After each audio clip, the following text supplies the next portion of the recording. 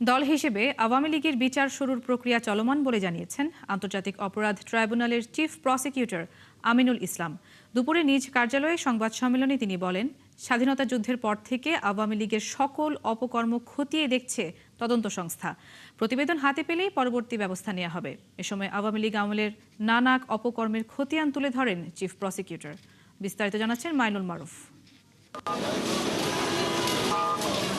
2009 থেকে 2024 আওয়ামী লীগের টানা প্রায় 15 বছরের শাসনকাল।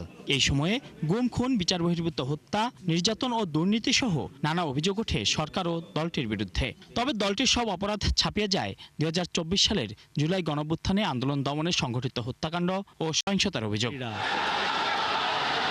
ইতোমধ্যে আন্তর্জাতিক অপরাধ ট্রাইব্যুনালে জুলাই হত্যাযজ্ঞ ও আওয়ামী লীগ আমলে গুম, খুনের ঘটনায় একাধিক মামলার বিচার চলছে, যার মধ্যে জুলাই হত্যাকাণ্ডের 6টি মামলার রায় হয়েছে। এসব মামলায় দল হিসেবে আওয়ামী লীগের ভূমিকার বিষয়টিও উঠে আসে। গত সেপ্টেম্বরে তখনকার চিফ প্রসিকিউটর জানিয়েছিলেন আওয়ামী লীগের বিরুদ্ধে তদন্তের কথা। সবশেষ শনিবার স্বরাষ্ট্রমন্ত্রী জানান, দল হিসাবে আওয়ামী লীগের বিচার প্রক্রিয়া শুরু হচ্ছে। রাজনৈতিক দল হিসাবে আওয়ামী লীগের বিচার দাবি করেছি আমরা, আপনারা দাবি করেছেন, তদন্ত পরিচালিত হচ্ছে। ইনশাআল্লাহ খুব শিগগির রাজনৈতিক দল হিসাবে সেই রাজনৈতিক দলকে বিচারের কাঠগড়ায় নিয়ে যাওয়া হবে। এমন প্রেক্ষাপটে রোববার চিফ প্রসিকিউটর তুলে ধরেন দল হিসেবে আওয়ামী লীগের বিরুদ্ধে ওঠা অভিযোগ ও তদন্তের অগ্রগতি। জানান, স্বাধীনতা যুদ্ধের পর থেকে দলটির সকল অপকর্ম খতিয়ে দেখছে তদন্ত সংস্থা।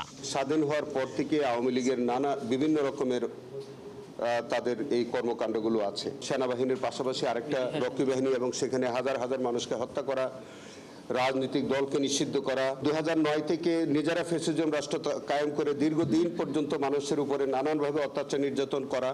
আওয়ামী লীগের বিরুদ্ধে অপরাধ প্রমাণিত হলে দল নিষিদ্ধের পাশাপাশি সম্পদ বাজেয়াপ্ত করার আইন আছে বলেও জানান আমিনুল ইসলাম। আমাদের পক্ষ থেকে কোনো ধরনের হস্তক্ষেপ নাই। তদন্ত সংস্থা স্বাধীনভাবে তদন্ত করছে।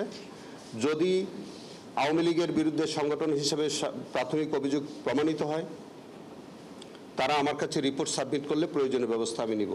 ট্রাইব্যুনালে আমাদের একই আইন আছে, সেখানে ওই সংগঠনটিকে ব্যান করে দেওয়ার বিধান আছে এবং সম্পদ যা আছে।